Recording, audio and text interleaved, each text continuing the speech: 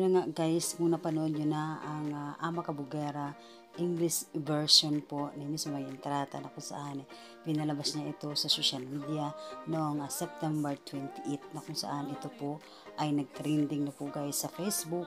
Ay meron na pong nagpi-play ng kanyang Ama Kabugera English version na 100,000 play. Ayan guys, mula po ito sa kanyang Facebook at meron pong likes ito guys na 4,000 plus.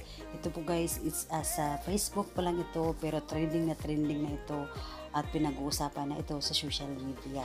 So dito naman guys po tayo sa kanyang TikTok. Ayan, meron pong nagpi-play dito guys TikTok na kahapon lang ito guys.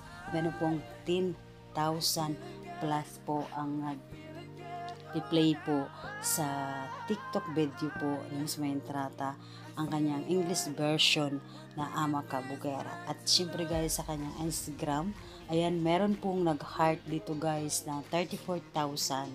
Ayan guys, more than 500,000 na po ang nag-view sa Instagram po ni May Entrata ang kanyang Ama Kabugera. Although hindi po ito full video, pero marami pa rin nag-heart, marami pa rin nanood ng kanyang English version na Ama Kabugera. Ito guys ang patunay na talagang nagsaksi po talaga si Maymay or nagsucceed po talaga si Maymay sa kanyang music career nung siya ay napahiwalay sa kanyang love team na Mayward.